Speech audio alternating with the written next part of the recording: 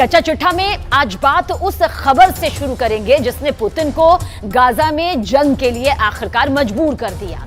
अगर अगले 24 घंटे में इजरायली सेना ने गाजा पट्टी पर भीषण हमला किया तो फिर रूस बहुत बड़ी जंग शुरू कर सकता है, इसमें कोई शक नहीं। पश्चिम एशिया की मीडिया के मुताबिक व्लादिमीर पुतिन ने नेतन्याहू को दो टूक कह दिया कि अब रूस गाजा और सीरिया पर और हमले किसी भी कीमत पर बर्दाश्त नहीं करेगा।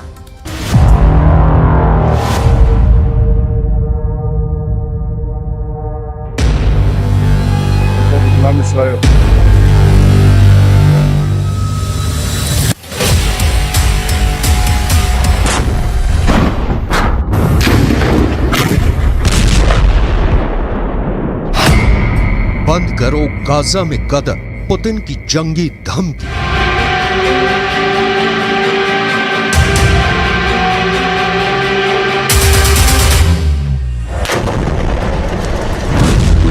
गाजा युद्ध में लगभग 15,000 मौतें होने के बाद इजराइल के प्रधानमंत्री नेतन्याहू भयानक खून खराबा करने पर उतारू हैं।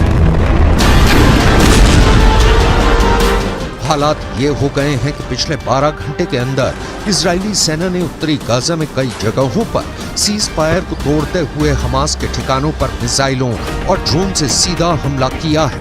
लेकिन इस बीच एक खबर रूस से निकल कर आई है जिसने पूरी दुनिया को सन्न करके रख दिया है।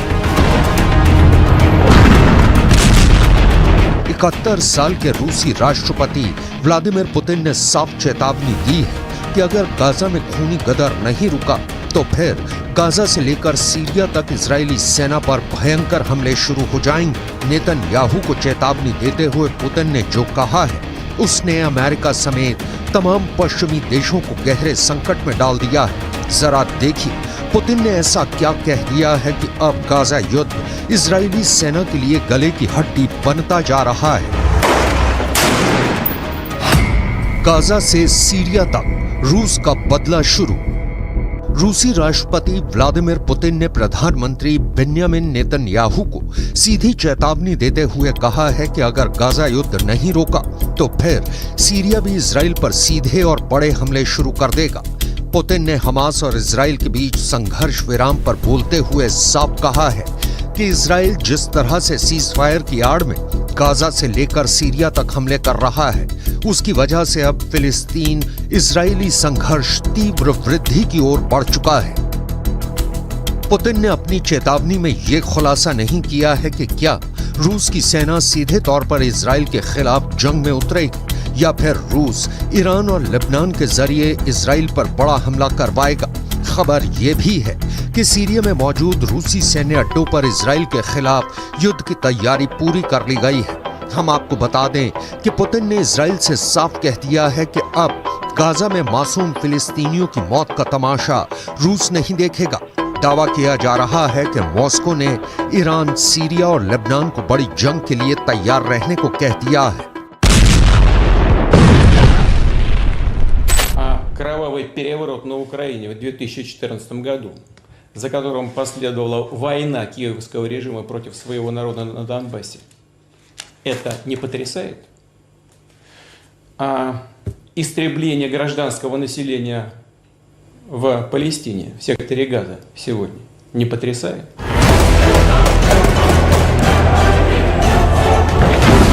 अब आप ये भी जान लीजिए कि जब से हमास और इजराइल के बीच सीज फायर हुआ है तब से उत्तरी गाजा, दक्षिणी गाजा और वेस्ट बैंक में ऐसा क्या हुआ है कि फिलिस्तीनियों और हमास के लड़ाकों को बचाने के लिए पुतिन को सीधे जंग के मैदान में उतरना पड़ा है। मिडिल ईस्ट और रूसी मीडिया के दावों के मुताबिक इजराइल ने पिछले 36 घंटे में हमास के एक बहुत बड़े कमांडर को सीज फायर के दौरान ही जबरदस्त हमले में मार डाला है। अब सवाल उठता है कि जब सीज फायर है तो फिर इजराइल डंके की चोट पर हमास के टॉप कमांडर या कहें लीडरशिप से जुड़े नेताओं को क्यों मार रहा है। डिफेंस एक्सपर्ट्स के मुताबिक इजरायली सेना की खुफिया एजेंसी मोसाद और शिन बेत के पास हमास के सभी टॉप कमांडर्स की पूरी लिस्ट है जो हमास के हमलों को कंट्रोल करते हैं। यही वजह है कि जैसे ही सीज फायर हुआ, हमास के टॉप कमांडर आगे के हमलों को लेकर मूवमेंट करने लगे, जिसकी भनक मोसाद और शिन बेत को लग गई।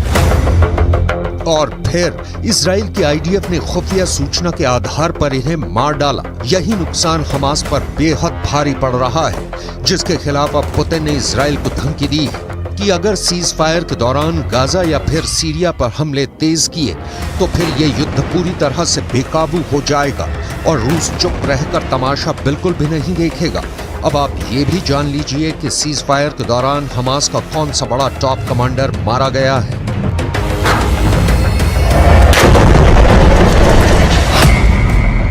हमास के 2 टॉप कमांडर्स को इजरायली सेना ने इस तरह से मारा है कि यही नहीं पता चल पाया कि उन्हें सीज फायर के दौरान मारा गया या फिर पहले मारा गया।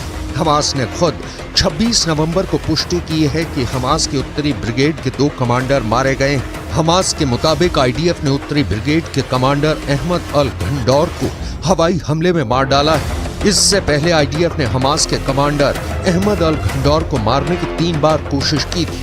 इसके अलावा हमास की उत्तरी ब्रिगेड में रॉकेट डिवीजन के कमांडर अयमान सियाम को भी आईडीएफ मार चुकी है। हमास के मिलिट्री विंग के मुताबिक हमास के कुल 5 सबसे टॉप अधिकारी मारे गए हैं। दावों के मुताबिक ये सभी टॉप कमांडर युद्ध विराम शुरू होने से मारे गए हैं, जबकि कुछ रिपोर्ट में दावा किया गया है कि सीज फायर के दौरान इजरायली सेना की स्पेशल फोर्स ने हमास के 5 कमांडर्स की टारगेट किलिंग की है।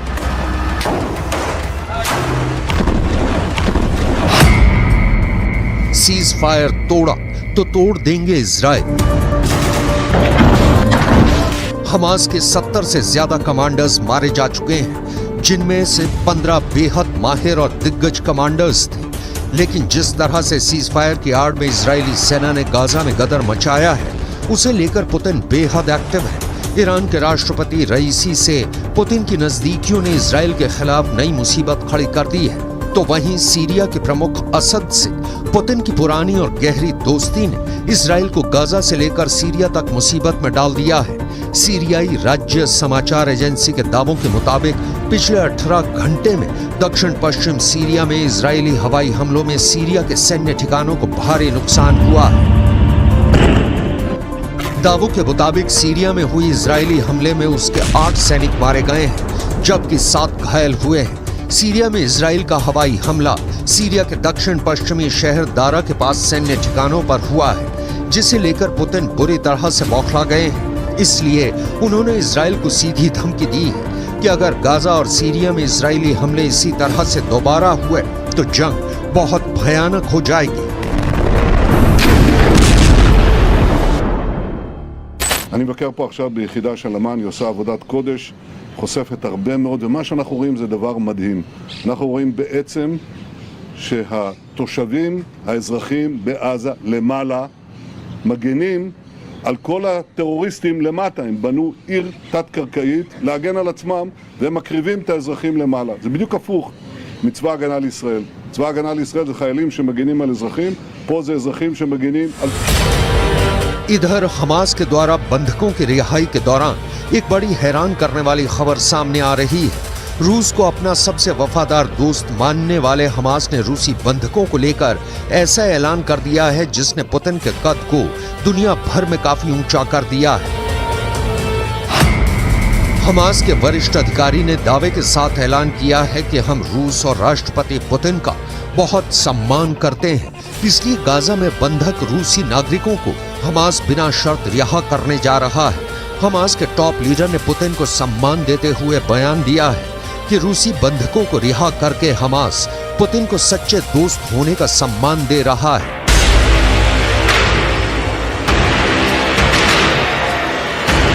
इधर कतर, मिस्र और अमेरिका ने मिलकर इजराइल और हमास के बीच सीज फायर तो करा दिया, लेकिन दिक्कत यह है कि नेतन्याहू और इजराइल के कमांडरों ने साफ कह दिया है कि सीज फायर ना तो इजराइल के बदले को रोक पाएगा और ना ही इजरायली हमलों को। हम हमास का पूरी दुनिया से खात्मा कर देंगे। इधर कुछ मिडिल ईस्ट की मीडिया ने दावा करना शुरू कर दिया है कि गाजा पट्टी में 20,000 से ज्यादा लोग मारे गए हैं, जिनकी संख्या 1967 में इजराइल अरब युद्ध में मारे गए लोगों से कहीं ज्यादा है। दावा तो यहां तक किया गया है कि 1,20,000 से ज्यादा इमारतें गाजा में तबाह हो चुकी हैं। अब ऐसे हालात में दावे किए जा रहे हैं कि रूस गाजा से लेकर सीरिया तक इजरायली हमलों को काउंटर करने का मन बना चुका है, क्योंकि यूक्रेन के युद्ध में पुतिन ने अकेले दम पर नेटो और अमेरिका को थका डाला है और यूक्रेन पुतिन से जंग लगभग हार चुका है। अब ऐसे हालात में पुतिन का हौसला 7वें आसमान पर है, इसलिए वो गाजा से लेकर सीरिया तक इजरायली सेना को मटियामेट करने की तैयारी में जुट चुके हैं।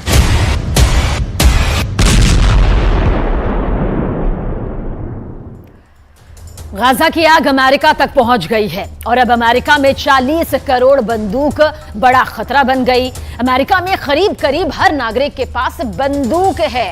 अमेरिका में अब गाजा को लेकर ऐसी बातें फैलाई जा रही है जिससे जो बाइडेन को यह लगने लगा है कि कहीं हमास का अगला हमला अमेरिका में ना बन जाए।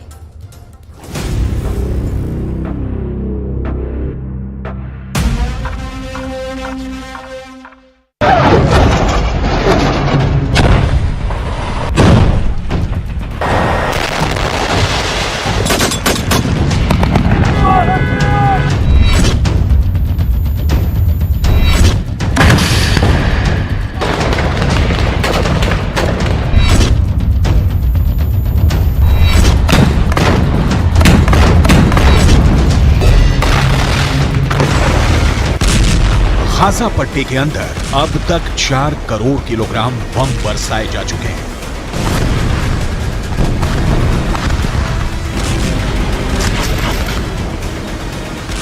पूरा गाजा पट्टी जलकर राख हो चुका है, लेकिन इस आग ने अमेरिका के सामाजिक ताने बाने को भी जलाकर राख कर दिया है।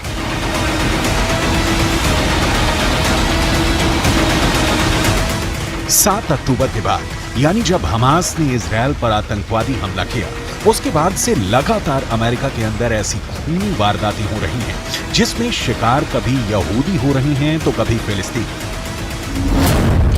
अमेरिका की आबादी 32 करोड़ 64 लाख है, लेकिन अमेरिका के अंदर आम लोगों के पास 40 करोड़ बंदूकें हैं। यानी अमेरिका में तकरीबन हर नागरिक के पास कम से कम एक बंदूक अवश्य है। और ऐसी स्थिति में अगर अमेरिका के अंदर सामाजिक सद्भाव बिगड़ रहा है तो जो बाइडेन के लिए ये बहुत मुश्किल की घड़ी है। ताजा खबर अमेरिका के वर्लिंगटन से है, जहां पर एक अमेरिकी नागरिक ने 3 फिलिस्तीनियों को गोली मार दी है। इस घटना ने एक बार फिर अमेरिका में फिलिस्तीन बनाम गैर फिलिस्तीन तनाव को भड़का दिया है। वर्लिंगटन में एक अमेरिकी नागरिक ने हिशाम और अतानी, तहसीन अहमद और किन्नान अब्दुल हमीद पर वर्मोंट विश्वविद्यालय के पास हमला किया है। अमेरिका के राष्ट्रपति जो बाइडेन और उनके विदेश मंत्री एंटनी ब्लिंकन लगातार यहूदी पुजारियों, यहूदी नेताओं और मुस्लिम धर्मगुरुओं के संपर्क में हैं। वो लगातार शांति स्थापित करने की कोशिश कर रहे हैं और बयान भी जारी कर चुके हैं, लेकिन इसका कोई असर देखने को नहीं मिल रहा है। अमेरिका में किस तरह फिलिस्तीनियों को गोलियों की बौछार का सामना करना पड़ा है, आपको आगे बताने वाले हैं। लेकिन सबसे पहले आपको अमेरिका के हालिया घटनाओं का पूरा विवरण देते हैं, जिससे ये साफ हो जाता है कि अमेरिका भी अब गाजा की आग से बच नहीं पा रहा है। ये तस्वीरें अमेरिका की ही हैं, जहां पर एक 6 साल के फिलिस्तीनी बच्चे का नमाज़े जनाजा पढ़ा जा रहा है। ये 6 साल का बच्चा एक अमेरिका के नागरिक के यहाँ किराए पर अपनी मां के साथ रह रहा था, लेकिन इस बच्चे को 71 साल के एक बुजुर्ग ने चाकू से 26 वार करके मार डाला। इस बच्चे के परिवारजनों ने रोते हुए अमेरिका की सरकार से प्रार्थना की है कि जो युद्ध गाजा के अंदर चल रहा है उसको अमेरिका में शिफ्ट ना किया जाए।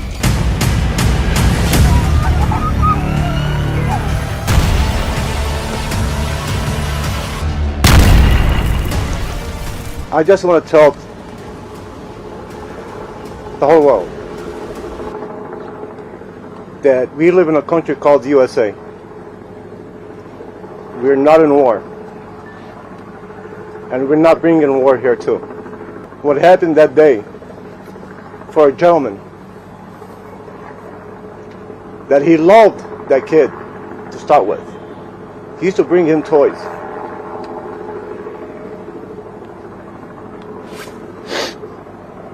Now I want to ask anybody here, a 71-year-old man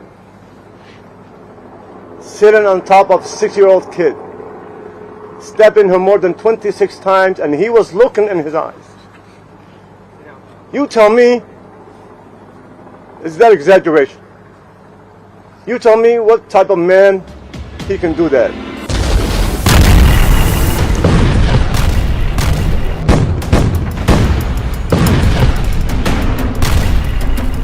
इस तरह के वाद विवाद का बहुत बुरा असर इस वक्त अमेरिका के ऊपर पड़ रहा है।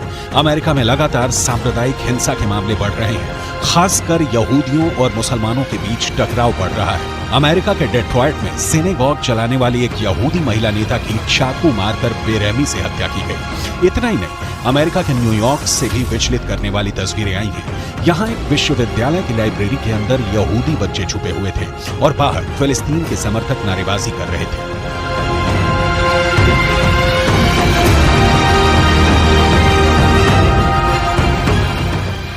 अमेरिका के वॉशिंगटन में फिलिस्तीन समर्थक प्रदर्शन के दौरान एक महिला को ऐसा पोस्टर लिए दिखाया गया जिसमें यहूदियों को पूरी तरह से समाप्त करने जैसा संदेश दिया गया था। अमेरिका के अंदर लगातार हो रहा कत्लेआम और एक दूसरे के खून के प्यासे नजर आ रहे लोग ये बताने के लिए काफी हैं कि अमेरिका किस तरह तलवार की धार पर चल रहा है। बर्लिंगटन का केस अपने आप में बहुत चौंकाने वाला है। जिस वक्त इन तीनों फिलिस्तीनियों को गोली मारी गई, ये तीनों अरबी बोल रहे थे और इनमें से 2 ने फिलिस्तीनी काफिया पहना हुआ था। फिलिस्तीनी काफिया एक ऐसा कपड़ा होता है जो गले पर पहना जाता है और इसमें चिक होते हैं। फिलिस्तीन का आंदोलन करने वाले बड़े नेता यासिर अराफात अक्सर फिलिस्तीनी काफिया पहनते थे और ये फिलिस्तीनी काफिया एक तरह से यासिर अराफात की पहचान बन गया था।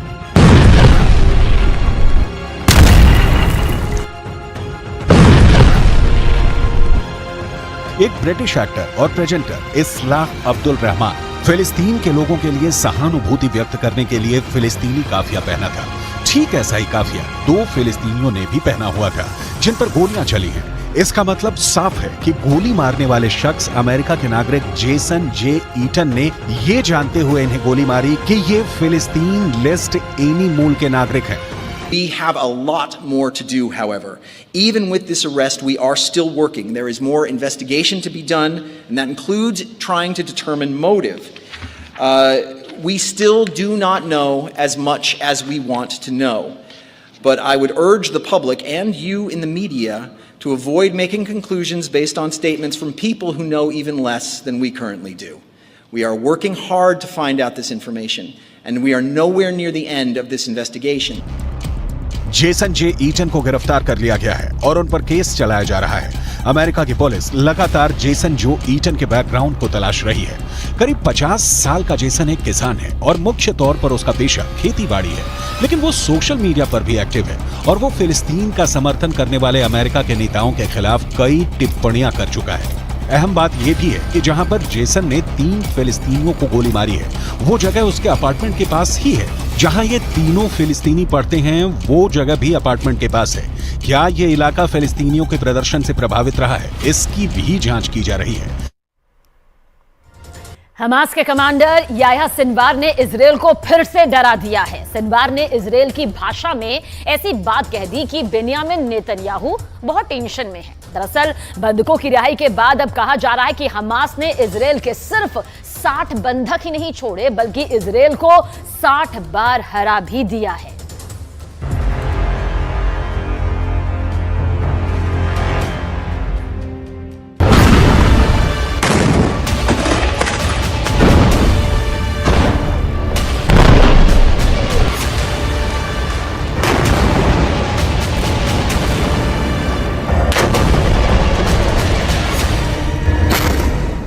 सीज फायर टूट गया जब युद्ध विराम बढ़ाने पर हमास और इजरायल राजी हुए तो गाजा में तैनात इजरायली सेना के टैंक और तोपों ने बमबारी कर दी। शेख रदवान इलाके में धमाके हुए और दहशत फैल गई कि युद्ध फिर शुरू हो चुका है।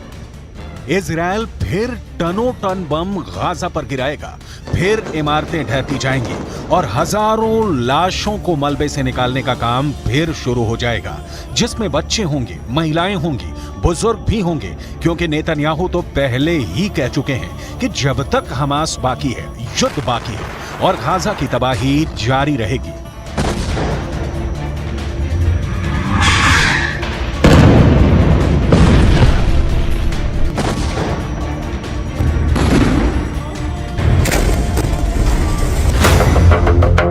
यानी सीज फायर की उम्र ज्यादा नहीं है और अब शेख रदवान में हुए हमलों ने बता दिया कि सीज फायर टूट गया है।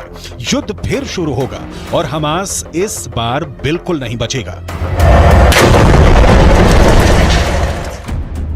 लेकिन हमास को इसका डर नहीं, हमास के कमांडर को इसकी फिक्र नहीं, क्योंकि इजराइल की मीडिया में जो खबरें छाई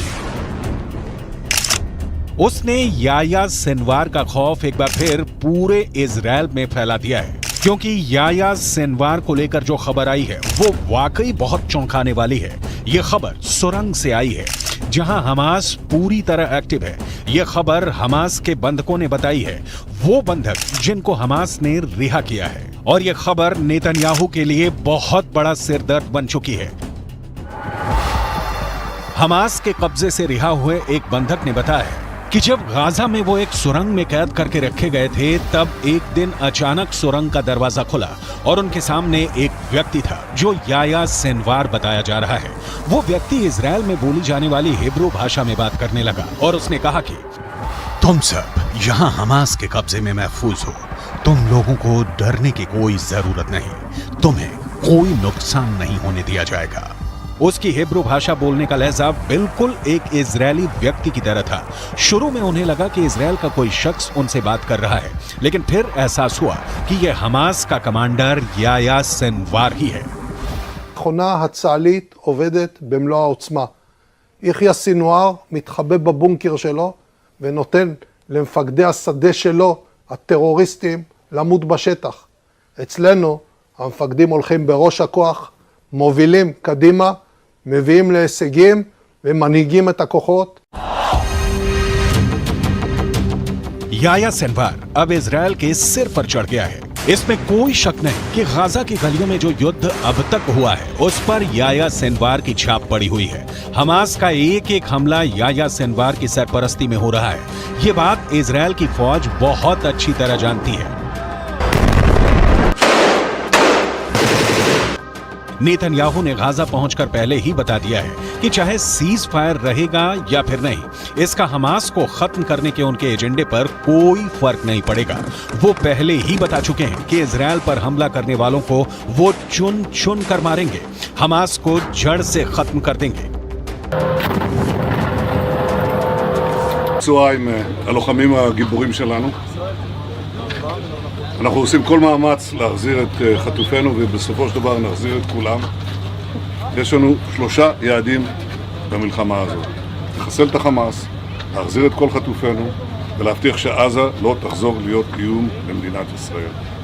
ואני פה להגיד לחברים כאן, ללוחמים כאן, שאומרים לי את אותם הדברים, ואני חוזר ואומר את זה לכם אזרחי ישראל.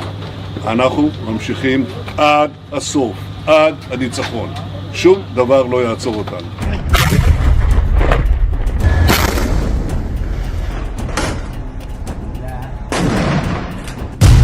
यानी हमास का पक्का इलाज होगा, हमास को पूरी तरह खत्म कर दिया जाएगा। इसकी 100% वाली गारंटी नेतन्याहू बार बार दे रहे हैं।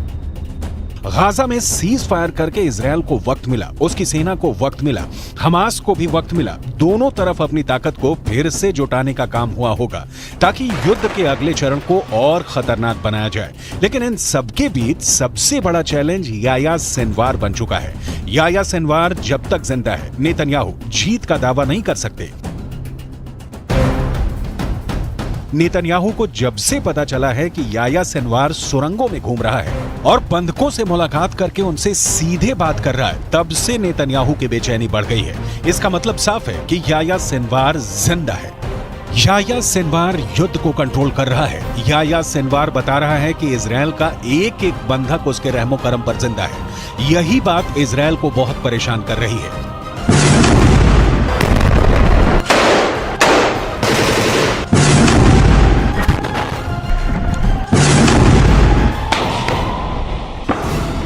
याया सिनवार के ऑर्डर पर हमास कुछ भी कर गुजरने को तैयार है। सिनवार की बहुत ही खास स्ट्रेटजी है जिसके आगे अभी तक इजरायल नाकाम ही साबित हुआ है। 7 अक्टूबर को हुए हमले के बाद हमास के खिलाफ जंग में इजरायल के 2 मकसद थे। पहला, हमास के पास से करीब 250 बंधकों को आजाद कराना, जिसके लिए इजरायल को सीज फायर करना पड़ा, यानी उसका युद्ध और बमबारी काम नहीं आया, वो फेल हो गया। दूसरा मकसद, इजरायल हमास को जड़ से खत्म करना चाहता है, लेकिन अभी तक इसमें भी इजरायल फेल ही साबित हुआ है। יש היום הסכמה לאומית בכל מדינת ישראל שאנחנו חייבים להילחם ולנצח בגלל מה שקרה, בשביל העתיד שלנו וגם בשביל העתיד של העולם החופשי. חמאס ואייסיס זה אותו דבר, ויחיא סנואר זה אוסמה בן לאדן החדש. इसमें कोई शक नहीं कि याह्या सिनवार ही 7 अक्टूबर को हुए हमास के हमले का मास्टरमाइंड है। उसी ने साजिश रची, उसी ने टारगेट चुना और अब वही गाजा से सब कुछ कंट्रोल कर रहा है। गाजा की गलियों में जो युद्ध हुआ है या हो रहा है, उसने इजरायल को भी बड़े झटके दिए हैं, लेकिन नेतन्याहू अपने फैसले पर कायम है। ישבתי עם סגן הרמטכ"ל, עם המפקדים, ועל הקיר היה כתוב עם ישראל חי. אז עם ישראל חי, ועם ישראל גם מנצח. בזכותכם, בזכותכם. תודה לכם. बंधकों को छुड़ाने वाले सीज फायर के बाद वो हमास पर 10 गुना तेज हमला करेगा। फिर हमास के पास न बचने का रास्ता होगा न भागने का। गाजा की गलियों में युद्ध के दौरान हमास ने भी बड़े बड़े दावे किए हैं। हमास का दावा है कि उसने इजरायल के 180 टैंक और बख्तरबंद गाड़ियों को हमले में फोड़ दिया है। गाजा से लगातार ऐसी तस्वीरें आई हैं जिसमें इजरायली टैंक पर घात लगाकर हमले किए गए। इजरायल ने खुद माना है कि अब तक ग्राउंड ऑपरेशन में उसके 70 से ज्यादा सैनिक मारे जा चुके हैं, 250 से ज्यादा सैनिक जख्मी हुए हैं। लिहाजा हमास के खिलाफ जो ताकत इजरायल को माना जाता है, उसके मुताबिक नतीजे तो इजरायल को भी नहीं मिले हैं। हालांकि नेतन्याहू के सामने अपनी छवि को बनाए रखना बड़ा चैलेंज बन चुका है और गाजा पहुंचकर उनकी पहली कोशिश इसी तरफ नजर आती है। सीज फायर हमेशा के लिए नहीं हुआ है और आगे की लड़ाई जैसी भी होगी, उसे लेकर इजरायल के ऊपर बंधकों वाला प्रेशर पहले के मुकाबले काफी कम होगा, क्योंकि बहुत से बंधक, खासकर बच्चों और महिलाओं को हमास आजाद कर चुका है। इसलिए इजरायल का पूरा फोकस अब हमास को खत्म करने पर है।